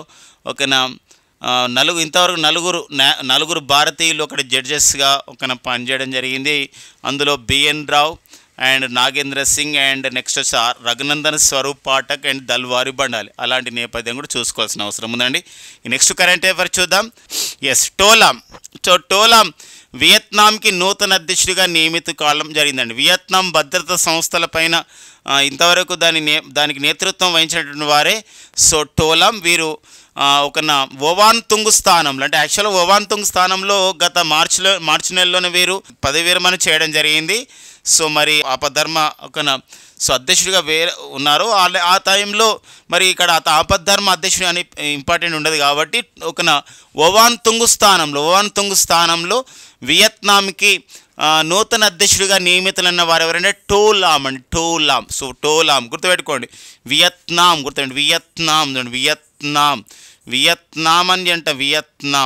అని ఇలా రాస్తాము. ఇందులోనే మనకు అధ్యక్షుని వెతుక్కోవాలండి. వియత్నాం ఇక్కడ కూడా ఏముంది అంటే టీ కాబట్టి టోలాం అండి. ఇలా మనం ఎందుకోసం అంటే ఈరోజు నేర్చుకోవడం ఇంపార్టెంటే కాదు, గుర్తుపెట్టుకోవడం కూడా ఇంపార్టెంట్ అనమాట. ఇన్ఫర్మేషన్ ఇక్కడ చూడండి వియత్నాం ఇలా వస్తుంది, టోలాం అని కూడా గుర్తుపెట్టుకోవచ్చు. సో ఇలా ఒవాన్తుంగ్ స్థానంలో వియత్నాంకి నూతన అధ్యక్షుడు కావడం జరిగింది. సో మరి వియత్నాం రాజధాని వచ్చేసి హనోయి అండి. నెక్స్ట్ చూద్దాం ఇక ఓకేనా. నెక్స్ట్ కరెంట్ అఫైర్ వచ్చేసి మహమ్మద్ అన్వరుల్ హజీమ్ అన్వర్ అండి. ఎవరండి వీరంటే బంగ్లాదేశ్ ఎంపీ. సో ఇతను ఎందుకు న్యూస్లో ఉండడం జరిగిందంటే ఇతను కోల్కతాలో అనుమానాస్పదంగా మరణించడం జరిగిందనమాట. సో ఇది మనకి న్యూస్లో ఉంది. అంటే ఒక దేశ ఎంపీ సంబంధించిన బంగ్లాదేశ్ పార్లమెంటు సభ్యుడు అక్కడ ఉన్నటువంటి ఒక మెంబర్ ఆఫ్ పార్లమెంటేరియన్ అయినటువంటి అతను సో ఇక పశ్చిమ బెంగాల్ రాష్ట్రం కోల్కతాకు తన యొక్క అనారోగ్య చికిత్స గురించి రావడం జరిగింది. బట్ ఒక లాడ్జీలో ఒక సంవత్సరం అక్కడ చంపివేయబడ్డాడు. సో అతి కిరాతకంగా చంపివేయబడ్డాడు. దీనిపైన దర్యాప్తు అనేది కొనసాగుతున్న నేపథ్యం ఉంది. కాబట్టి ఇటీవల కోల్కతాలో హత్య చేయబడ్డా లేకపోతే అతని పేరేం పేరు, అతను ఏ దేశ ఎంపీ లాంటి క్వశ్చన్స్ ఇక్కడ అడగడానికి ఉంది. దీని వార్తల్లో వ్యక్తిగా సో మరి ఒక సంఘటనగా గుర్తుపెట్టుకోవాల్సిన అవసరం ఉంటుంది. సో మరి ఇక్కడ ఇంకొక అంశం కూడా చెప్పుకోవచ్చు. బంగ్లాదేశ్ ఎంపీ కాబట్టి బంగ్లాదేశ్ పార్లమెంట్ పేరు వచ్చేసి ఇక్కడ జాతీయ సంసద్ అండి. జాతీయ సంసద్ అనేది సో బంగ్లాదేశ్ యొక్క పార్లమెంట్ పేరు. అండ్ నెక్స్ట్ వచ్చేసి ఇంకొక విషయం, బంగ్లాదేశ్ ప్రధానమంత్రి ప్రెసిడెంట్ ఎవరండి? సో షేక్ హసీనా అవామీ లీగ్ పార్టీకి చెందినవారు. అండ్ షహబుద్దీన్ చుప్పు అనేవారు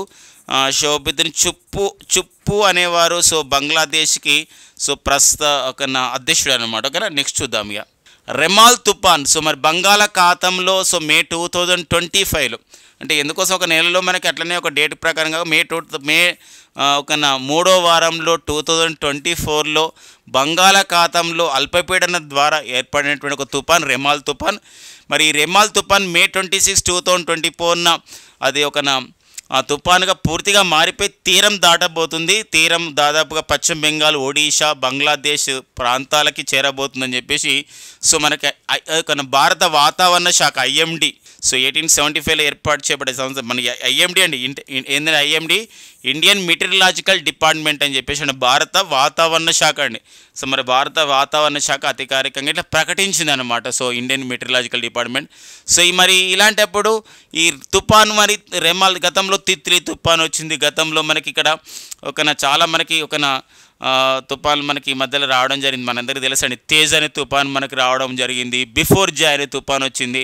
మనం ప్రీవియస్ క్లాసెస్లో వీటన్ని గురించి డిస్కస్ చేసుకోవడం జరిగింది, ఏ దేశం పేరు పెట్టడం అనేది. ఈసారి ఈ తుఫానుకి అంటే తుఫాన్ ప్రభావిత దేశాలు మాత్రమే తుఫానుకి అంటే ఒక సంబంధం అల్పపీడనం వచ్చినప్పుడు తుఫానుగా మారినప్పుడు పేరు పెడితే, ఈసారి ఈ రెమాల్ తుఫానుకి ఏ దేశం పేరు పెట్టిందంటే ఒమన్ దేశం అండి. ఒమన్ దేశం పేరు పెట్టింది. సంబంధించినటువంటి స్థానికంగా ఒమన్లో స్థానికంగా ఈ రెమాల్ అనే పదానికి అర్థం ఏంటంటే శాండ్, ఇసుక అని అర్థం అండి. ఇసుక అని అర్థం, అది గుర్తుపెట్టుకోండి. అట్లా కూడా అడిగే అవకాశం ఉంటుంది.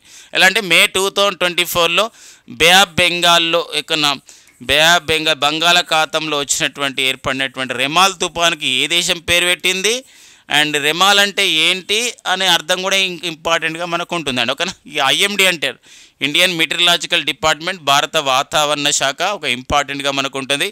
సో మరి ఈ భారత 250 సంవత్సరాలు పూర్తయినటువంటి సంస్థగా అంటే 150 ఇయర్స్ అయినటువంటి సంస్థ IMD Indian meteorological department. And present అయితే దీనికి డైరెక్టర్ జనరల్గా పనిచేస్తున్న వారు వచ్చేసి ఇక్కడ మృత్యుంజయ మహాపాత్ర అండి. మృత్యుంజయ మహాపాత్ర అనేవారు సో IMDకి ప్రజెంట్ డైరెక్టర్ జనరల్గా పనిచేస్తున్నారు. అండ్ వీరు చేస్తున్నటువంటి కృషికి గాను ఈ యొక్క డిజాస్టర్స్ విషయంలో కానీ విపత్తులు అంటే ఈ సైక్లోన్స్ వీటిని అధ్యయనం చేయడంలో, వాతావరణాన్ని అధ్యయనం చేయడంలో తనదైన పాత్రను పోషిస్తున్నాడు. కాబట్టి ఇతని సైక్లోన్ మ్యాన్ ఆఫ్ ఇండియా అని పిలుస్తారనమాట. ఓకేనా. నెక్స్ట్ పాయింట్ చూద్దామండి. భారత తంత్ర శాస్త్రవేత్తకి షా అవార్డు అనేది రావడం జరిగిందండి. ఈ షా అవార్డుని అంటే మనకి షా అవార్డు రావడం జరిగింది. ఎవరికి ఇస్తారు ఈ షా అవార్డు అనే దాన్ని గుర్తుపెట్టుకుంటే, ఎవరికి ఇచ్చారు, ఎందుకు ఇస్తారు అనేది ఇంపార్టెంట్ అన్నమాట ఈ అవార్డు విషయంలో.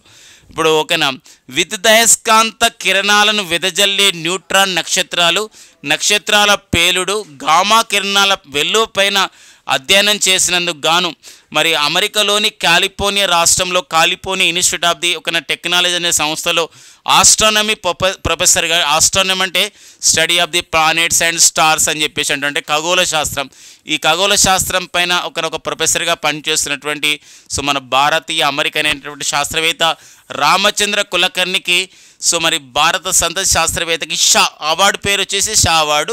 సో అది మనకి 2024కి ఎవరికి ఇవ్వడం జరిగిందంటే సో భారతీయ అమెరికన్ శాస్త్రవేత్త రామచంద్ర కులకర్ణి. సో వారు ఏ రంగము అంటే ఇక్కడ అంటే సైన్స్ అండ్ టెక్నాలజీలో అంటే శాస్త్ర సాంకేతిక రంగంలో విశేషంగా కృషి చేశాడు. పర్టికులర్గా ఖగోళ శాస్త్రం అంటే ఆస్ట్రానమీలో అతను కృషి చేస్తున్నాడు. ఆస్ట్రానమీలో విద్యుదయస్కాంత కిరణాలను వెదజల్లే న్యూట్రాన్ నక్షత్రాల పేలుడు, గామా కిరణాల వెల్లువపై అధ్యయనం చేయడం జరుగుతుందన్నమాట. సో అది అతను చేసి సమాజ అవార్డు రావడం జరిగింది. ఓకే, నెక్స్ట్ చూద్దామండి. ఇక నెక్స్ట్ వచ్చేసి మనకి ప్రపంచ ఆర్థిక వేదిక వరల్డ్ ఎకనామిక్ ఫోరం అని చెప్పేసి అంటామండి. క్లాస్ స్క్వాబ్ చేత 1971లో ఏర్పాటు చేయబడేటువంటి సంస్థ వచ్చేసి మనకి వరల్డ్ ఎకనామిక్ ఫోరం ఫ్రెండ్స్.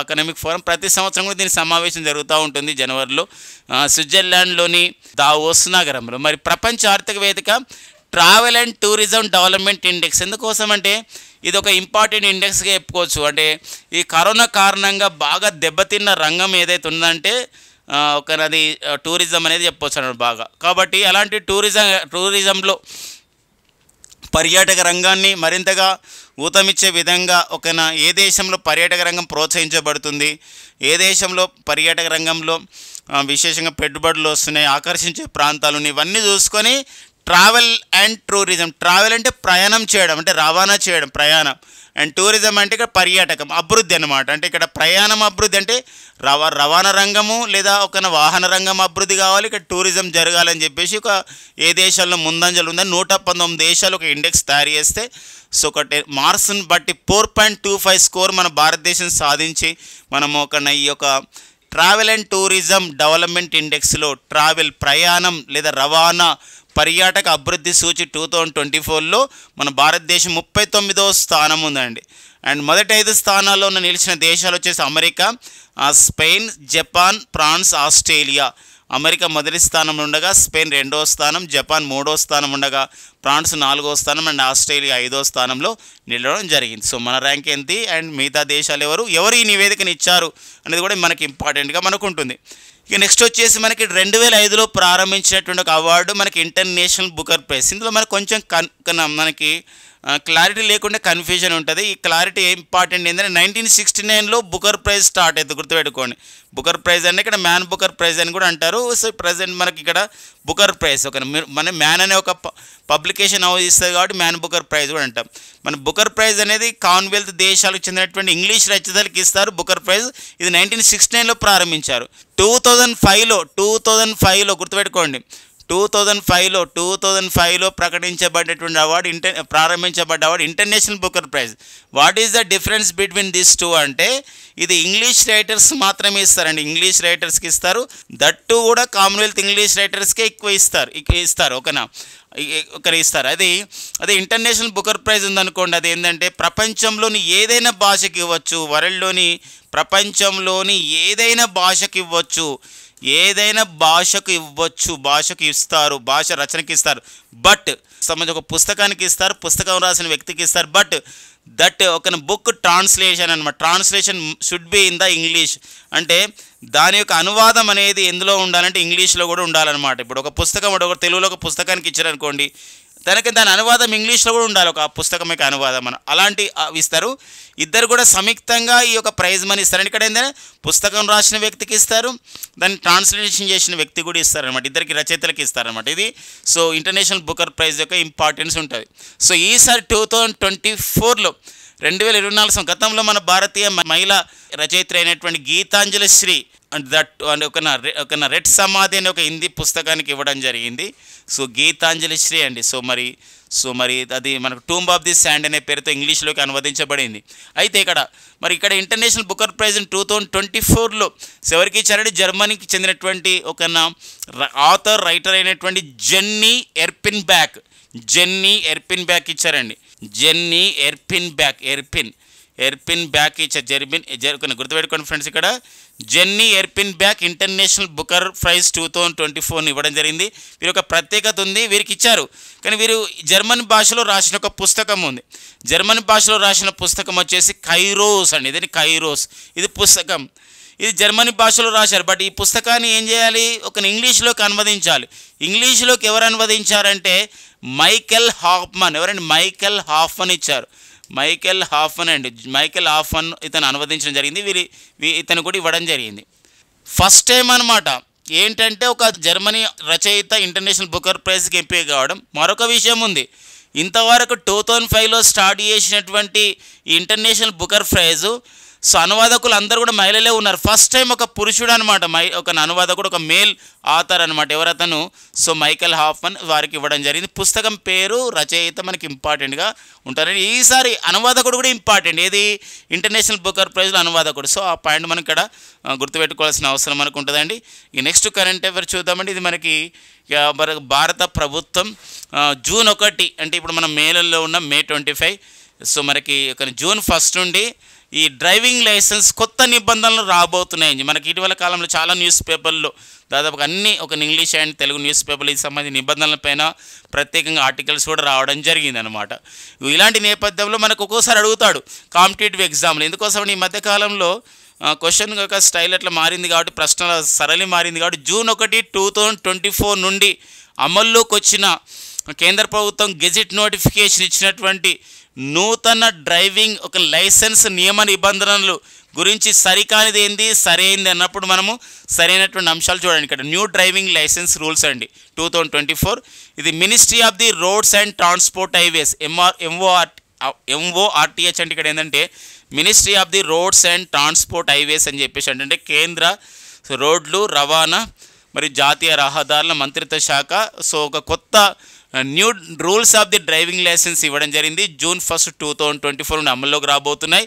ఇందులో మనకి ఇక్కడ ఏంటంటే లైట్ మోటార్ వెహికల్ అంటారు. మనకి ఏదైతే మనకు ఓకేనా మోటార్ కార్ విత్ గేర్ అని చెప్పేసి ఒకటి ఉంటుంది, లేదా లైట్ మోటార్ వెహికల్ అంటే ఫస్ట్ లైట్ మోటార్ వెహికల్ కార్లు ఇట్లా నడిపించడం 4 వీలర్స్. సో మరి లైట్ మోటార్ వెహికల్కి ట్రైనింగ్కి ఒక సంబంధించినటువంటి ఒక సంస్థ ఉంటుంది, ట్రైనింగ్ ఇవ్వాలనుకుంటుంది. డ్రైవింగ్ స్కూల్స్ ఉంటాయి కదా, వాళ్ళకి ఒక ఎకరం ల్యాండ్ ఉండాలి. అలా కాకుండా లారీలు కానీ బస్సులు కానీ అలాంటి వాళ్ళకి డ్రైవర్స్కి ట్రైనింగ్ ఇవ్వాలంటే వాళ్ళ దగ్గర ఒక 2 acres ల్యాండ్ ఉండాలి ఎలాంగ్ విత్ 1 ఇట్లా. అది ఒకనా హెవీ మోటార్ వెహికల్ ట్రైనింగ్ అండి. LMV అంటే లైట్ మోటార్ వెహికల్ ట్రైనింగ్కి. అండ్ నెక్స్ట్ వచ్చేసి ఇంకొకటి ఏంటంటే ఒకనా సో ట్రైనింగ్ ఇవ్వకుండానే డైరెక్ట్ లైసెన్స్ వచ్చింది, ఏమన్నా అవినీతి చేసి వాళ్ళు లైసెన్స్ని తీసుకొచ్చుకున్నారు అన్నప్పుడు ఎవరైతే వాహనదారు ఉంటాడో వారికి 5,000 రూపీస్ ఫైన్ను కూడా విధిస్తారండి. అంటే ఇక్కడ ఎవరికి విధిస్తారు? ఎవరైతే ఇప్పుడు డ్రైవింగ్ స్కూల్స్ ఉన్నాయో డ్రైవింగ్ స్కూల్స్ వాళ్ళకి నియమ నిబంధనలు ఏం పాటించకుండానే ఒకరి డ్రైవింగ్ లైసెన్స్ ఇప్పించారు వాళ్ళన్నప్పుడు 5,000 రూపీస్ ఫైన్ విధిస్తారు. అండ్ ఇంకొకటి ఏంటంటే లైట్ మోటార్ వెహికల్కి ఒక డ్రైవర్కి నేర్చుకునే వ్యక్తికి 29 అవర్స్ అతనికి ట్రైనింగ్ ఇవ్వాలి. లేకపోతే 4 వీక్స్ అంటే ఇక్కడ 4 వీక్స్ కానీ 29 అవర్స్ కానీ అంటే 4 వారాలంటే ఇక్కడ నెల రోజులు ట్రైనింగ్ ఉండాలి. లేదా 29 అవర్స్ అంటే అప్రాక్సిమేట్గా మనం చూస్తే రోజుకో 1 అవర్ అతనికి ట్రైనింగ్ ఇవ్వాలి ఒక లైట్ మోటార్ వెహికల్ ఒక కార్ నేర్చుకునే వ్యక్తికి. అదే హెవీ మోటార్ వెహికల్ బస్సులు లారీలు DCMలు ఇలాంటి నేర్చుకునే వాళ్ళకి హెవీ మోటార్ వెహికల్స్కి వాళ్ళకి 6 వీక్స్ అంటే ఒక 1.5 month ట్రైనింగ్ ఇవ్వాలి. లేదా 38 అవర్స్ ట్రైనింగ్ ఇవ్వాలి. 38 అవర్స్ ట్రైనింగ్ ఇవ్వాలన్నమాట.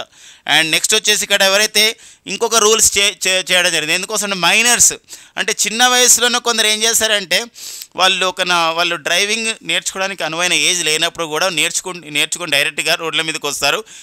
వాళ్ళు ట్రాఫిక్ పోలీసు వాళ్ళకి చిక్కిరనుకోండి, వాళ్ళకి ఎంతంటే 25,000 రూపీస్ ఫైన్ విధించి ఉంటుందండి. ఇంకొకటి ఏంటంటే వాళ్ళు మైనర్స్ డ్రైవింగ్ లైసెన్స్ భవిష్యత్తులో వాళ్ళు డ్రైవింగ్ లైసెన్స్ అప్లై చేసుకోవాలంటే వాళ్ళు 25 years తర్వాత మాత్రమే డ్రైవింగ్ లైసెన్స్కి అప్లై చేసుకోవాలి. అలాంటి కఠిన నిబంధన కూడా ఇందులో చేర్చడం జరిగిందండి. ఇది అంటే ఇంకా చాలా ఉన్నాయి మనకి ఇంపార్టెంట్గా మనకు రూల్స్ ఇట్లా ఉన్నాయన్నమాట. సో మనకి అప్లికేషన్ ఫామ్కి 250 రూపీస్ ఇవన్నీ ఉన్నాయి. మనకి ఇంత ఇంపార్టెంట్ ఏముండదు. న్యూ డ్రైవింగ్ లైసెన్స్ రూల్స్ 2024 సంబంధించినటువంటి అంశాలను ఎప్పటి నుండి ఇది కేమ్ ఇంటూ ఎన్ఫోర్స్ ఎప్పటి నుంచి రాబోతుందంటే will be enforced from the effect from the June 1, 2024 నుండి రాబోతుంది అనమాట. June 1, 2024 నుండి ఇది వస్తుంది. అండ్ July 1, 2024 నుండి మరొక అంశం మనకు ఉందండి. ఏంటంటే ఇక్కడ so Indian Penal Code and next వచ్చేసి Code of the Criminal Procedure and ఇంకొకటి ఇండియన్ ఎవిడెన్స్ యాక్ట్. ఇవన్నీ కూడా పేర్లు మార్చుకోబోతున్నాయి. క్రిమినల్ చట్టాలు పేరు మారినాయి. ఇండియన్ పీనల్ కోడ్ పేరు భారతీయ న్యాయ సంహిత అండ్ క్రిమినల్ ప్రొసీజర్ కోడ్ లేదా code of the Criminal procedure అయితే ఏదైతే ఉందో భారతీయ నాగరిక సురక్ష సంహిత అండ్ ఇండియన్ ఎవిడెన్స్ యాక్ట్ పేరు భారతీయ సాక్ష్య అధినియం అనే పేరుతో ఇది July 1, 2024 నుండి కూడా ఈ చట్టాలను మేము అమల్లోకి తీస్తామని చెప్పేసి కేంద్ర హోంశాఖ ministry of the home affairs వాళ్ళు ప్రకటించడం జరిగింది. సో ఇలా మనం ఒక కంపారేటివ్గా సిమిలారిటీస్గా ఉన్న విషయాల్ని కాంటెంపరీగా ఇలా నేర్చుకోవాల్సిన అవసరం ఉంటుంది. లింక్ అనేది మనకు చాలా చాలా ఇంపార్టెంట్గా మనకు ఉంటుంది. ఓకేనా, నెక్స్ట్ చూద్దామండి. ఎంబ్లికా చక్రవర్తి. ఈ మధ్యకాలంలో ఫ్రెండ్స్ ఏంటంటే ఈ మధ్యలో మనం కొన్ని కొత్త రకమైనటువంటి ఫ్లోరా ఫౌనా మనం కనిపెడుతూ ఉన్నాం. అంటే కొన్ని ఫ్లోరా ఫౌనాలో కొన్ని సంబంధించినటువంటి యాడ్ అవుతూ ఉన్నాయి. అంటే ఇక్కడ ఫ్లోరా ఫౌనా అంటే ఇక్కడ ఎనిమల్ కింగ్డమ్ అండ్ నెక్స్ట్ వచ్చేసి ప్లాంట్ కింగ్డమ్ అంటే జంతు రాజ్యం వృక్ష రాజ్యంలో మరికొన్ని వచ్చి జరుగుతూ ఉన్నాయి. ఇప్పుడు చూడండి ఈ మధ్య కాలంలోనే లెపిడగతీస్ రాజశేఖర్ అని చెప్పి లెపిడగతీస్ రాజశేఖర్ అంటే మనకు వైఎస్ రాజశేఖర రెడ్డి గారు మన ఉమ్మడి ఆంధ్రప్రదేశ్ ముఖ్యమంత్రి వైఎస్ రాజశేఖర రెడ్డి యొక్క వారు చేసిన సేవల గుర్తుగా సో మనకి శేషాచలం ప్రాంతంలో దొరికినటువంటి ఒక మొక్కకి ఏమని పేరు పెట్టడం జరిగిందంటే లెపిడోగతీస్ రాజశేఖర్ అని పేరు పెట్టడం జరిగింది. ఈ మధ్యలోనే మనకి బంగాళాఖాతంలో ఈ యొక్క ఒడిషా అండ్ వెస్ట్ బెంగాల్ ఈ ప్రాంతంలో ఆ యొక్క సముద్ర జలాల్లో దొరికిన ఒక జీవి ఉంది, ఒక చేప లాంటి జీవి, చేపది. అలాంటి దానికి ఏమని పేరు పెట్టడం జరిగిందంటే సో ఓకేనా మెలనోక్లమిస్ ద్రౌపది అని పేరు పెట్టడం జరిగిందండి. మెలనోక్లమిస్ ద్రౌపది. వెరీ రీసెంట్గా కొచ్చి ప్రాంతంలో కేరళలో ఒక రకమైనటువంటి ఒక సముద్ర జీవి దొరికింది. ఇంతవరకు దానికి ఎప్పుడు అలాంటి కనిపించలేదు. శాస్త్రవేత్తలు వెంటనే మన ఇస్రో చేసిన గుర్తుగా బృసిత్రో ఇస్రో బ్రుసిత్రో ఇస్రో అని పేరు పెట్టడం జరిగింది. ఇప్పుడు మరొకరు అన్నమాట, ఎవరైతే మనకి బొటానికల్ సర్వే ఆఫ్ ఇండియా వాళ్ళు ఉన్నారు అంటే botanical survey of India BSA అంటారు. బొటానికల్ సర్వే ఆఫ్ ఇండియా అంటే ఇక్కడ బొటనీ అంటే స్టడీ ఆఫ్ ది ప్లాంట్స్ కాబట్టి మనకి వృక్షాలపైన అధ్యయనం చేసే ఒక సంస్థగా చెప్పుకోవచ్చు. జువలాజికల్ సర్వే ఆఫ్ ఇండియా ఉంటుంది, బొటానికల్ సర్వే ఆఫ్ ఇండియా. వీళ్ళు ఇందులో క్రియాశీలకంగా పనిచేసేటువంటి చక్రవర్తి ఒక తపేస్ చక్రవర్తి అనే ఆ యొక్క శాస్త్రవేత్త, వృక్ష శాస్త్రవేత్త జ్ఞాపకార్థం వారు చేసినటువంటి కృషికి గాను సో కేరళ ప్రాంతంలోని ఎడమలయార్ అనే ఫారెస్ట్లో ఒక సంబంధించినటువంటి ఒక మొక్క దొరికింది. ఇట్ ఈజ్ లుక్ లైక్ మనకి ఏంటంటే మన ఉసిరి లాగా ఉంటుంది అనుకో, ఉసిరిలో ఒక జాతిగా మనం చెప్పుకోవచ్చు. ఒక ఉసిరి అండి మనకి రిచ్ సి విటమిన్ ఉన్నటువంటిది. సో మరి ఉసిరి, మరి ఎంబ్లికా అఫిసినాలిస్ అంటాం ఉసిరి, మనం వాడుకునే ఉసిరి ఎంబ్లికా అఫిసినాలిస్. బట్ ఇక్కడ ఎంబ్లికా చక్రవర్తి అని చెప్పేసి పేరు పెట్టడం జరిగిందండి. ఓకేనా, మరి ఇతను ఒక గుర్తుపెట్టుకోండి, ఆ మొక్కకు ఏమని పెట్టారంటే ఎంబ్లికా చక్రవర్తి. ఇటీవల ఎంబ్లికా చక్రవర్తి అనే చక్రవర్తి సంబంధించినటువంటి ఎవరైతే అంటే సి అనే స్మాల్ లెటర్ రాయాలి. ఎంబ్లికాలు అంటే జాతీయ ప్రజాతులు మనం చూసినట్లు ఈ ఎప్పుడైనా ఫస్ట్ది మనకి ఎప్పుడైనా క్యాపిటల్ లెటర్స్ ఉంటుంది. ఎందుకు సిస్టమే న్యాచురల్ అనే ఒక పుస్తకం ప్రకారం, ఈ యొక్క కరోలెస్ లినియస్ రచించిన పుస్తకం ప్రకారం ఈ ద్వినామీకరణంలో అలా మనం సూచించడం జరుగుతుంది అన్నమాట రాస్తున్నప్పుడు. తెలుగులో అయితే మనకి ఒక స్మాల్ లెటర్స్ క్యాపిటల్ లెటర్స్ అనేది ఉండదు కాబట్టి ఇట్లా ఎంబ్లికా చక్రవర్తీస్ ఇది ఏంటంటే మనకు ఒక మొక్కకు అనమాట పేరు పెట్టారు. చక్రవర్తి ఎవరంటే తపేస్ చక్రవర్తి. వీరు బొటానికల్ సర్వే ఆఫ్ ఇండియాలో వీళ్ళు వృక్షశాస్త్రగా చూసిన కృషికి గాను ఆ పేరు పెట్టడం జరిగింది. ఇది స్వీడన్ దేశానికి చెందినటువంటి జాన్ విల్లీ అండ్ సన్స్ అనే ఒక సంబంధించినటువంటి జర్నల్లో ఇది ప్రచురించారనమాట. ఎలాంటి ఎందుకోసం కొన్ని జర్నల్స్ ఉంటాయి, మ్యాగజైన్స్ ఉంటాయి, ఆ మ్యాగజైన్స్ పేరు కూడా ఇంపార్టెంట్గా మనకు ఉంటుందండి. ఓకేనా, నెక్స్ట్ చూద్దాం. ఇక May 23. సో మనకి May 23 ఒక ఇంపార్టెంట్ మనకు ఉంది, ప్రపంచ ఒక సముద్ర తాబేల దినోత్సవం, వరల్డ్ టర్టిల్స్ డే అని చెప్పేసి అంటాం. మరి వరల్డ్ టర్టిల్ డే థీమ్ వచ్చేసి లెట్స్ పార్టీ అనే థీమ్తో మనం నిర్వహించుకోవడం జరిగింది. సో ఈ టర్టిల్స్ కాపాడుకోవడం ఎందుకోసం ఎండేంజర్డ్గా ఉన్న నేపథ్యం ఉంది, స్మగ్లింగ్ అవుతున్న కొన్ని ప్రాంతాలకి ఇలా నేపథ్యంలో ప్రతి సంవత్సరం కూడా వరల్డ్ టర్టిల్ డేస్ని మనం నిర్వహిస్తాం. అది ఇంపార్టెంట్ డేట్లో ఉంటుందండి. అండ్ నెక్స్ట్ వచ్చేసి ఇక్కడ తెలంగాణ ప్రాంతం అంటే కేంద్ర ప్రభుత్వం ఒక సంబంధించిన నోటిఫికేషన్ విడుదల చేయడం జరిగింది అనమాట. ఒకటి ఏంటంటే సో తెలంగాణ ప్రాంతంలో తెలంగాణ రాష్ట్రంలో మొత్తం మనకు 33 జిల్లాలు ఉంటాయి. అది పెద్దపల్లి జిల్లా నుండి భద్రాద్రి జిల్లా వరకు ఒక సంబంధించినటువంటి ఒక బొగ్గు రవాణా నడవ, దాని ఇంగ్లీష్లో రైల్వే కోల్ కారిడార్ని ఏర్పాటు చేస్తున్నామని చెప్పేసి అధికారికంగా ధృవీకరించారు. దాదాపుగా ఒక 10 దశాబ్దం పైగా ఈ చర్చ నడుస్తుంది. ఫైనల్గా ఏమవుతుందంటే ఇది ఒక ముందడుగు పడిందని చెప్పొచ్చు. ఇది ఇదేంటంటే ఇది త్వరలోనే దీని నిర్మాణం జరగబోతుంది అనమాట. ఇది ఏంది ఉద్దేశం ఏంటంటే ఇప్పుడు రామగుండం ప్రాంతం నుండి సంబంధించినటువంటి ఎక్కడైతే మనకి రామగుండం అంటే పెద్దపల్లి జిల్లాలో ఉంది, అక్కడ మనకి కొన్ని సింగరేణి క్యాలరీస్ ఉన్నాయి. అక్కడ బొగ్గు మనకి ఉత్పత్తి అవుతున్న నేపథ్యం ఉంటుంది, బొగ్గు తీస్తున్నారు మనకంటే భూగర్భం నుండి. అక్కడ నుండి భద్రాద్రి కొత్తగూడెం జిల్లా వరకు, కొత్తగూడెం ప్రాంతం కూడా మనకి మైన్స్ ఉన్నటువంటి కోల్ మైన్స్ ఉన్న ప్రాంతమే. అక్కడ మనుగూరు వరకు కూడా ఏంటంటే మొత్తం కూడా ఒక రైల్వే కోల్ కారిడార్ని ఏర్పాటు చేస్తారండి రవాణా గురించి. ఇదొక ఎందుకోసం అంటే వివిధ బొగ్గు సంబంధించిన ఏదైతే థర్మల్ విద్యుత్ కేంద్రాలకి బొగ్గున విధంగా పంపించడం అనే ప్రధానమైన ఉద్దేశంతో చెప్పొచ్చు అనమాట. ఇది సుమారు అంటే వాళ్ళు కేంద్ర ప్రభుత్వం ఇచ్చినట్టు గజెట్ నోటిఫికేషన్ ప్రకారం అయితే 207.80 కిలోమీటర్ 207.80 కిలోమీటర్ల ఒక రైల్వే కోల్ కారిడార్ అంటే రైల్వేలో నిర్మిస్తారనమాట. ఎందుకోసం అంటే ఈ బొగ్గుని సరఫరా చేయడానికి. కాబట్టి దేశంలో ఇటీవల కాలంలో కింది ఏ రాష్ట్రంలో 207.80 కిలోమీటర్ల మేర రైల్వే బొగ్గు రవాణా నడవా అంటారు, లేదా రైల్వే కోల్ కారిడార్ని ఏర్పాటు చేసినట్టు కేంద్ర ప్రభుత్వం ప్రకటించింది అన్నప్పుడు తెలంగాణ రాష్ట్రం. తెలంగాణలో ఏ ప్రాంతాలను కలుపుతూ అంటే పెద్దపల్లి జిల్లా రామగుండం నుండి భద్రాద్రి జిల్లా మనుగూరు వరకు అని చెప్పొచ్చు అనమాట. ఇక Ramagundam national thermal power corporation వాళ్ళు అక్కడ సంబంధించిన విద్యుత్తును ఉత్పత్తి చేస్తున్నారు. నీటిపై తేలియాడు ఒక సంబంధించిన సౌర విద్యుత్ కేంద్రం కూడా రామగుండంలో ఉందండి. ఈ మనుగూరు ప్రాంతాన్ని మనం చూసినట్లయితే భారత జల శుద్ధి కేంద్రం కూడా మనకు ఉంటుందండి. స్వదేశీయంగా నిర్మించినటువంటి భారత జల శుద్ధి కేంద్రం అనేది కూడా మనకి ఇక్కడ మనుగూరులో ఉంటుంది. అండ్ మనకి ఆక్సిజన్ 18 అనే పేరుతో కూడా ఒక సంబంధించిన ప్లాంట్ని ఇటీవల కాలంలో కర్మాగారాన్ని బాబా అటామిక్ రీసెర్చ్ సెంటర్ వాళ్ళు మనుగూరులో ఏర్పాటు చేయడం జరిగింది, ఈ వైద్యంలో ఉపయోగించే విధంగా అన్నమాట. ఓకేనండి, నెక్స్ట్ చూద్దాం. దేశంలో 3వ యూనికార్న్గా పోర్టర్గా ఆవిర్భవించడం జరిగిందండి. మనకి ఇది ministry of the commerce and industry వాళ్ళు అంటే కేంద్ర పరిశ్రమలు వాణిజ్య శాఖ వాళ్ళు ధృవీకరించడం జరిగింది. సో దేశంలో 3వ యూనికార్న్ కంపెనీ అండి, యూనికార్న్. సో యూనికార్న్ అంటే మనకు వెంటనే గుర్తొస్తుంది, ఒక బైక్ అని గుర్తుకొస్తుంది, హోండా వాళ్ళది, హోండా కంపెనీ వాళ్ళది. సో ఒక 2 వీలర్. కానీ ఇక్కడ యూనికార్న్ అంటే ఒక అర్థం ఉందండి. సో మనకి ఇక్కడ మరి యూనికార్న్, సో కార్న్ అంటాం మనం, మొక్కజొన్న స్వీట్ కార్న్ ఇట్లా పిలుస్తుంటాం. మరి ఇది ఒక లాజిస్టిక్ సంస్థ. లాజిస్టిక్స్ అంటే మనకి ఇమేజ్లో చూడవచ్చు, ఒక పోర్టర్ ఇది ఒక పోర్టర్ అండి. మనం కూడా ఇది కొన్ని మన సిటీలలో కూడా ఇప్పుడు కొన్ని హైదరాబాద్ నగరాల్లో మనం పోర్టర్ చూస్తున్నాం. అంటే మన వస్తువులని, మన ఇంట్లో చిన్న ఒక వస్తువు ఉందనుకోండి, వేరే ప్రాంతానికి వెళ్ళాలంటే సో మన రోడ్డు మీదకి వచ్చి ఇట్లా మనం ఒక సంబంధించినటువంటి ఆటోను మాట్లాడుకొని ఇట్లా అవసరం లేదనమాట. ఒక పోర్టర్ ఒక యాప్ను డౌన్లోడ్ చేసుకున్నాం అనుకోండి. It's like Ola and Uber. Ola ఊబర్లో ఎట్లయితే మనము ఒక రవాణాకి ఎట్లయితే వెహికల్స్ యూజ్ చేస్తామో ర్యాపిడోలో, లైక్ దట్ ఒక మనుషుల రవాణాకి ఎట్లయితే ఉపయోగిస్తామో వస్తువుల రవాణాకి ఇది యూజ్ చేస్తున్నాం మనం పోర్టర్. ఇది బెంగళూరులో ఏర్పాటు చేయబడ్డ సంస్థ, లాజిస్టిక్స్ సంస్థ, రవాణా సంబంధించిన సంస్థ, పర్టికులర్ వస్తువుల రవాణా సంస్థ. ఇది ఇప్పుడు యూనికార్న్ కంపెనీ అయింది. అంటే ఒక యూనికార్న్ కంపెనీ అంటే ఏంటి? అలా యూనికార్న్ కంపెనీ అంటే ఏంటంటే ఒక స్టార్టప్, ఒక అంకుర పరిశ్రమగా ప్రారంభించబడ్డ సంస్థ తన యొక్క ఆదాయం అంతా కూడా దాని యొక్క కంపెనీ విలువ, వాల్యూ అనమాట. వాల్యూ అనేది $1 బిలియన్, $1 బిలియన్ అండి. $1 బిలియన్ చేరిననుకోండి. $1 బిలియన్ అంటే ఇప్పుడు మనకు $, సుమారుగా మనకు చూసినట్లయితే 82-83 రూపాయల మధ్యలో ఉంటుంది ఒక $, మన యొక్క రూపాయితో కంపేర్ చేసుకుంటే.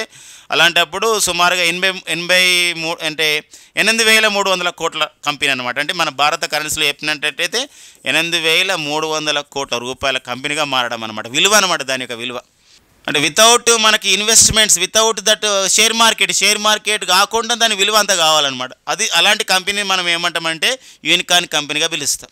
ఒక ప్రైవేట్ సంస్థ, ఒక ప్రైవేట్ స్టార్టప్ తన యొక్క ఆదాయ మార్గాలు మొత్తం కూడా తన యొక్క వాల్యూని, తన యొక్క విలువని, తన యొక్క కంపెనీ విలువని 8,300 కోట్లుగా అంటే తన బిజినెస్ చేసేంత సంపాదించింది అనుకోండి, దాన్ని మనం యూనికార్న్ కంపెనీగా పిలుస్తాం. 2024లో 2024 సంవత్సరంలో ఇంతవరకు 3 కంపెనీలు అట్లా యూనికార్న్ కంపెనీలు అయినాయి మన భారతదేశంలో. ఒకటి ఓలా ఆర్టిఫిషియల్ ఇంటెలిజెన్స్, అంటే ఓలా విభాగమైనటువంటి ఆర్టిఫిషియల్ ఇంటెలిజెన్స్ సంస్థ అయినటువంటి ఓలాకు చెందినటువంటి ఏఐ సంస్థ కృత్రిమలా సాధించింది. అండ్ ఆర్థిక సేవలు అందిస్తున్న ఫిన్టెక్ అంటే ఫైనాన్షియల్ టెక్నాలజీ, అంటే సాంకేతిక ద్వారా ఆర్థిక సంబంధించినటువంటి అంశాలను జోడిస్తున్నటువంటి ఫిన్టెక్ అని చెప్పేసి అంటే ఇప్పుడు పేటిఎం ఫిన్టెక్ సంస్థ అట్లా. అలాంటి సంస్థ పెరిపియోస్, ఇది మన దేశంలో 2024లో యూనికార్న్ హోదాను పొందినటువంటి మొదటి సంస్థ కృత్రిమ్. 2024లో యూనికార్న్ హోదాను పొందిన రెండవ సంస్థ ఫిన్టెక్ సంస్థ అంటే పెరిపియోస్. ఇప్పుడు మూడవ సంస్థ ఏదంటే పోర్టర్ అండి. మరి ప్రపంచవ్యాప్తంగా మనం ఎలా ఉన్నాం? హురున్ అనే సంస్థ ఉందండి. హురున్ అనే సంస్థ యొక్క అధ్యయనం ప్రకారం ప్రపంచంలో యూనికార్న్లు ఎక్కువగా ఉన్న దేశాల్లో, యూనికార్న్ కంపెనీస్ ఎక్కువగా ఉన్న దేశాల్లో సో మరి అమెరికా మొదటి స్థానం ఉండగా, చైనా రెండవ స్థానం ఉండగా, సో మన భారతదేశం మూడవ స్థానంలో నిలిచినటువంటి నేపథ్యం అనమాట. సో ఈ పాయింట్ మనకి ఇంపార్టెన్స్గా మనకు ఉంటుందండి. సో ఇక నెక్స్ట్ కరెంట్ అఫైర్ చూద్దామండి. క్వాడ్ పేరు స్క్వాడ్గా మార్పు చేస్తాము అని చెప్పేసి అమెరికా ప్రకటించింది. ఇందులో చాలా ఒక అంతర్జాతీయ విషయంగా ఒక వెరీ ఇంపార్టెంట్గా విషయం చెప్పవచ్చు. క్వాడ్ అనేది క్వాడ్రిలేటరల్ సెక్యూరిటీ డైలాగ్ అని చెప్పేసి అంటాం. అంటే ఇక్కడ ఏంటంటే ఇక్కడ మనకి చతుర్భుజ కూటమి అని చెప్పేసి అంటాం. మరి ఈ చతుర్భుజ కూటమిలో క్వాడ్లో మనకి ఇక్కడ ఏంటంటే అమెరికా, తర్వాత మన భారతదేశం అండ్ జపాన్, ఆస్ట్రేలియా దేశాలు ఉంటాయన్నమాట. మరి దీనిలో భాగంగా అంటే క్వాడ్లోనే భాగంగా ఏం చేస్తున్నామంటే, క్వాడ్ అనేది మెయిన్గా ఏంటంటే ఇండో పసిఫిక్ ప్రాంతంలో చైనా యొక్క వాణిజ్య ఆధిపత్య ధోరణిని నిరసిస్తూ వచ్చిందే క్వాడ్ అనమాట. ఇప్పుడు ఈ క్వాడ్లో ఏం చేస్తుందంటే స్క్వాడ్గా చేస్తాం మార్పు అని చెప్పడం జరిగింది. ఇందులో ఇప్పుడు ఈ క్వాడ్రిలేటరల్ సెక్యూరిటీ డైలాగ్గా ఉన్నటువంటి క్వాడ్ ఏదైతే ఉందో మరి ఇప్పుడు ఇందులో స్క్వాడ్గా మారిన తర్వాత మనం భారతదేశం ఇందులో ఇంకా మెంబర్గా అయితే చేరలేదు. ప్రజెంట్ అయితే ఆస్ట్రేలియా, జపాన్, ఫిలిప్పైన్స్, అమెరికా దేశాలు మాత్రమే ఉన్నటువంటి నేపథ్యం అన్నమాట. ఇంకా దీనిపైన ఇంకా పూర్తిగా విధి విధానాలు అనేది ఇంకా ఖరారు కాలేదు. దీనిపైన ఇంకా చర్చ జరుగుతుంది. మనకైతే ప్రధానంగా చాలా న్యూస్ పేపర్లో దీనిపైన ఇవ్వడం జరిగిందనమాట. కానీ గుర్తుపెట్టుకోవాలి ఏంటంటే ఇక్కడ ఇటీవల కాలంలో ఇప్పుడు ఫిలిప్పైన్ దేశం ఇక్కడ ప్రధానంగా చేరడం జరిగింది స్క్వాడ్లో భాగంగా అంటే ఇటీవల ఇండో పసిఫిక్ ప్రాంతంలో దక్షిణ చైనా సముద్రం ఉంది. ఇప్పుడు మనకి ఈ సౌత్ చైనా సీ అని చెప్పేసి అంటాం. ఈ దక్షిణ చైనా సముద్రం మొత్తం కూడా మాదే అని చెప్పేసి అంటున్నాం. ఏదైతే అన్క్లాజ్ ఉందనుకోండి, యుఎన్ క్లాజ్ అని చెప్పేసి అంటాం. 1982లో వచ్చినటువంటి United Nations Convention on the Law of the Seas ప్రకారం ఏంటంటే మనకి ఇక్కడ కొన్ని జోన్స్ ఉంటాయి. మ్యారిటైమ్ జోన్ అని చెప్పేసి, ఎక్స్క్లూజివ్ ఎకనామిక్ జోన్ అని, లేదా ఇలాంటివన్నీ ఉంటాయి. వీటికి లోపడే ఉండాలి నాటికల్ మేల్స్, అంతేగాని మొత్తం సముద్రం అనేది ఒక దేశానికి చెంది ఉండకూడదు. అలాంటి నేపథ్యంలో ఫిలిప్పైన్స్కి చైనాకి మధ్య చాలా వివాదాలు ఉన్నాయి. పర్టికులర్గా ఈ యొక్క ఐలాండ్స్ విషయంలో, కొన్ని పారాసెల్ ఇలాంటి ఐలాండ్స్ విషయంలో. ఇలాంటి నేపథ్యంలో లాస్ట్ ఇయర్ నుండి అమెరికా ఫిలిప్పైన్ దేశాల మధ్య కొన్ని నావికా విన్యాసాలు జరిగాయి. బాలికేతన్ చాలా ఎగ్జామ్లో కూడా వచ్చిందండి. ఫస్ట్ టైం మనం బాలికేతన్ అనే విన్యాసాలు అమెరికా ఫిలిప్పైన్స్ దేశాల మధ్య జరగడం. అలాంటప్పుడు ఇండో పసిఫిక్ ఏరియాలో ఒక చైనాకి ఆధిపత్య ధోరణిని తగ్గించుకోవాలంటే ఖచ్చితంగా ఫిలిప్పైన్స్ కూడా ఇందులో ప్రధాన భాగస్వామ్యం కావాలనే ప్రధానమైన ఉద్దేశంతో స్కాడ్గా మారుస్తామని చెప్పేసి అమెరికా ప్రకటించిన నేపథ్యం ఉంది. సో ఇది మనకి ఆస్ట్రేలియా, జపాన్, ఫిలిప్పైన్స్, అమెరికా ఇలా ఉన్నాయి ఇప్పుడు ప్రజెంట్ అందులో. సో మన భారత్ అయితే ఇంకా మెంబర్గా చేయలేదు. దానిపైన ఇంకా చర్చలు జరుగుతూ ఉన్నాయండి. చూద్దామండి తర్వాత ఏమవుతుందో. నెక్స్ట్ చూద్దాం. ఇక ప్రపంచ యూత్ వెయిట్ లిఫ్ట్ ఛాంపియన్షిప్ అండి, పెరు దేశ రాజధాని లిమాలో జరిగింది ఈ వెయిట్ లిఫ్టింగ్ ఛాంపియన్షిప్లో. ఇందులో మన భారతదేశం చెందినటువంటి ప్రీతి స్మిత్ 40 కేజీల విభాగంలో సో వీరు స్వర్ణ పథకం, గోల్డ్ మెడల్ సాధించడం జరిగింది. సో ఒకటి క్రీడాకారిణి అండ్ ఏ క్రీడ మనకి ఇంపార్టెంట్గా ఉంటుంది, ప్రీతి స్మిత్ వెయిట్ లిఫ్టింగ్ క్రీడాకారిణి అనమాట. ఓకేనా, నెక్స్ట్ చూద్దాం. సో నెక్స్ట్ వచ్చేసి మనకి పివి సింధు, పూసర్ల వెంకట సింధు ఒలింపిక్ క్రీడల్లో 2 పథకాలు సాధించినటువంటి ఒక భారతీయ మహిళగా మనకు పూసర్ల వెంకట సింధు ఎంతో గుర్తింపు పొందడం జరిగింది. సో మరి మలేషియా మాస్టర్స్ బ్యాడ్మింటన్ టోర్నీ 2024 మనం నిర్వహిస్తున్నారు. ఇక్కడ ఫైనల్ కూడా కాదండి, క్వార్టర్ ఫైనల్లో సో వీరు హున్ హుయి పైన విజయం సాధించడం జరిగింది. ఈ విజయంతో కెరీర్లోని అత్యధికంగా 452వ విజయాన్ని ఆ విధంగా నమోదు కావడం జరిగింది. ఒక భారతీయ బ్యాడ్మింటన్ క్రీడాకారిణిగా ఒక ఘనతను సాధించడం జరిగింది. సో ఇటీవల కాలంలో తన కెరీర్లో 452వ విజయం అనమాట. అంటే ఇది పథకం ఏం రాలేదు, బట్ ఏంటంటే క్వార్టర్ ఫైనల్లో ఇట్లా విజయం సాధించడం ద్వారా ఇంతవరకు ఈమె పార్టిసిపేట్ చేసినటువంటి క్రీడల్లో ఇది మొత్తం 452వ విజయం అనమాట. సో పథకం కాదండి, ఇక్కడ ఒక విన్ కావడం జరిగింది. సో ఇది క్వార్టర్ ఫైనల్లో విజయం సాధించిన ద్వారా ఈ యొక్క మలేషియా మాస్టర్ బ్యాడ్మింటన్ టోర్నీ 2024లో ఈ క్వార్టర్ ఫైనల్లో హున్ హుయిపైని ఓడించడం ద్వారా సో 452వ విజయాన్ని సాధించినటువంటి ఒక ఘనతను మన తెలుగు బ్యాడ్మింటన్ దిగ్గజ క్రీడాకారిణి పూసర్ల వెంకట సింధు సాధించడం జరిగింది. సో మనకు ఒక రికార్డుగా మనకు ఉంటుందండి. ఇవండి మనకి మే 25, 2024లో ఉన్న ముఖ్యమైనటువంటి కరెంట్ అఫైర్స్ అండి. Thank you friends and all the best.